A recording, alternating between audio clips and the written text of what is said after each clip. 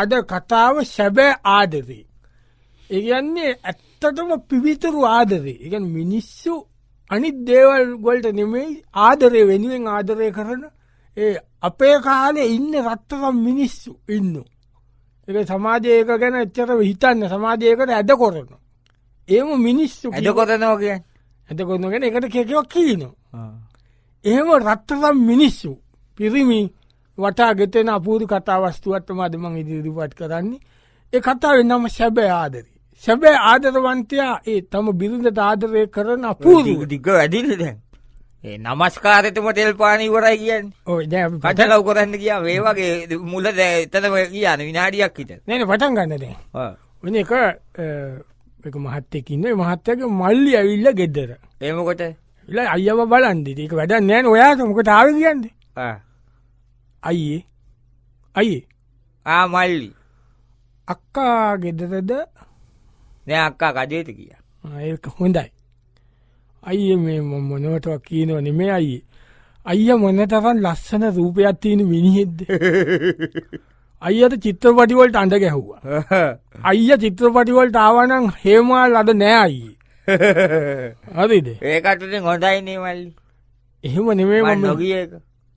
නේ ඉතින් ඉන්නකො කියන්නේ අයියාගේ පෙනුම අයියාගේ උස්ස මාත අයියාට කොච්චරනම් ගෑනු ළමයි වහ වැටිලා හිටියද ඉස්කෝලේ යන කාලේ. වහ වැටිලා නෙමෙයි දෙන්නෙක් වහ බිව්වනේ.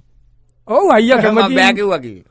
ඉතින් එහෙම අයියා එච්චර රූප ස්වභාවයට තාමත් අයියා ලස්සනයිනේ අයියේ.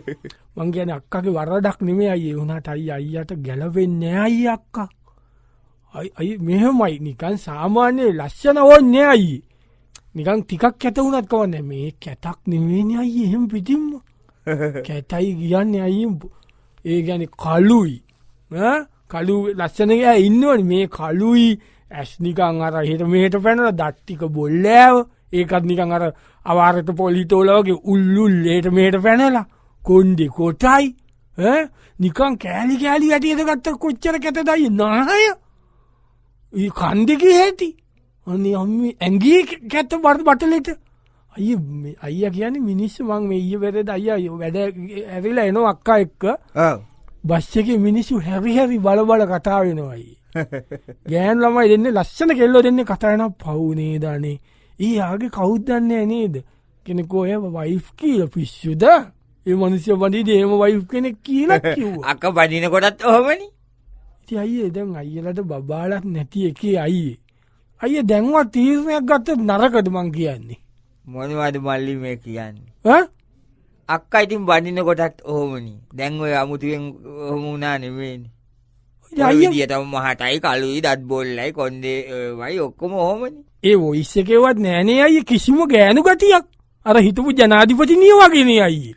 මොනවද බං ඔය කියන්නේ? නේ මම කියන්නේ ඉතින් අයියේ මොකක් හරි අයියේ මං තීරණයක් ගත්තොත් ඇයි අයියේ අත්තට මේ අක්කව බැන්දි? ඒක තමයි සැබෑ ආදරේ කියන්නේ මල්ලි.